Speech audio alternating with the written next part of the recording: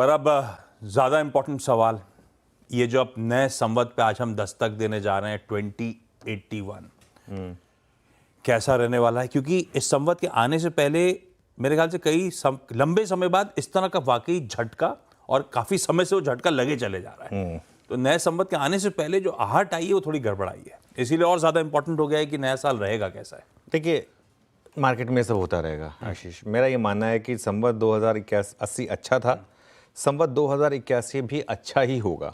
हाँ, अच्छे का मतलब ये नहीं है कि जो रिटर्न्स आपने पिछले साल कमाए मार्केट आपको वही रिटर्न्स कमा के दे तभी आप कहें कि साल अच्छा है। मतलब अगर एक बैट्समैन ने एक इनिंग्स में 200 मारे, उसके बाद अगली इनिंग में वो 150 मारे, तो अगली इनिंग में वो फेल नहीं हुआ है। भाई 200 हर मैच में नहीं बना सकते ना आप, तो 150 बना लेंगे तो भी चलेगा। देखिए, अपने रिटर्न्स को थोड़ा कम रखें, ये चीज़ मैं इस बार शुरू से कह रहा हूँ। अपने रिटर्न्स को थोड़ा कम रखें और एसेट एलोकेशन पर ध्यान दें।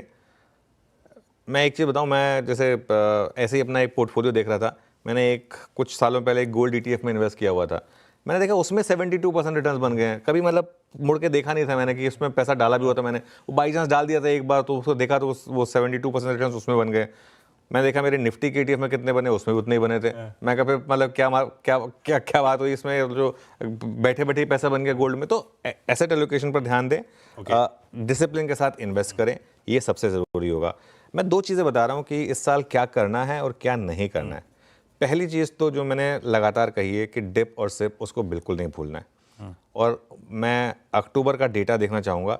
मुझे सबसे ज़्यादा खुशी होगी अगर उस डेटा में कोई चेंज ना हो और उल्टा बल्कि लोगों का सिप अमाउंट बढ़ गया हो अगर, तो वो डेटा मैं देखना चाहूँगा। अच्छे शेयर्स में हर गिरावट पर ऐड करें और किसी भी हालत में अपनी SIP को ना रोकें। अक्टूबर जैसे महीने आते रहेंगे मार्केट में।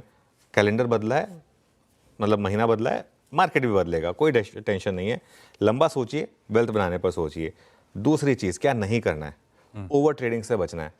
अब देखिए दिक्कत क्या हो गई है, काफ़ी हद तक तो ये प्रॉब्लम सॉल्व हो जाएगी अपने आप जब हम 21 नवंबर से जब वो वीकली एक्सपायरी का वो सब बंद ही हो जाएगा, खेल बंद हो जाएगा। उसके बाद से ट्रेडिंग खराब नहीं है, लेकिन अपनी ट्रेडिंग बुक को ना अपने पूरी कैपिटल का 10% तक रखें, उससे ज़्यादा रखने की जरूरत नहीं। 10% भी मैं थोड़ा ज़्यादा बोल रहा हूँ, लेकिन 10% तक रखें। और मोमेंटम के पीछे किसी भी भाव पर इस साल पैसा बना, बाय एट एनी प्राइस, वो कहते हैं ना बाप इन्वेस्टिंग, उसमें। और इस साल पैसा बनेगा मुझे क्वालिटी स्टॉक्स को लेने पर अच्छे प्राइस पर, ठीक है। तो खराब शेयरों, और एक और चीज़ मैं कह रहा हूँ, अच्छे स्टॉक्स में एवरेजिंग करें, खराब शेयरों में बिल्कुल एवरेजिंग ना करें। और खराब शेयरों को भले ही जल्दी बेचें, लेकिन अच्छे शेयरों को जल्दी बेचने की गलती ना करें, ये आपको ध्यान रखना है। चलिए आशीष काम करते हैं, अब हमारे गेस्ट जुड़ना शुरू हो गए हैं, उनसे बात करते हैं। सबसे पहले हमारे साथ आनंद राठी जी जुड़ रहे हैं, आनंद राठी ग्रुप के चेयरमैन। राठी साहब, बहुत बहुत शुभकामनाएं आपको दीपावली की, और हमारे साथ जुड़ने के लिए बहुत बहुत शुक्रिया आपका।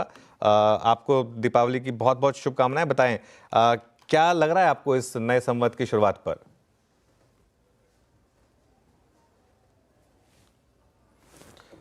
राठी साहब, शायद आप म्यूट पर हैं, आपको अनम्यूट करना होगा।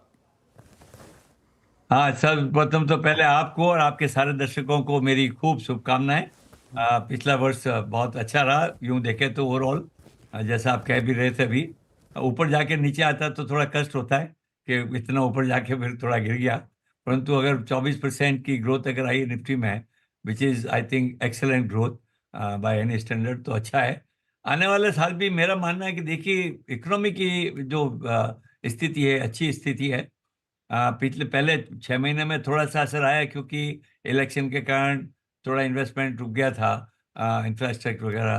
तो अब तेजी से वो काम हो रहा है, और जैसे RBI ने कहा है, IMF सब ने कहा है कि 7 से 7.5% के बीच की GDP ग्रोथ आएगी।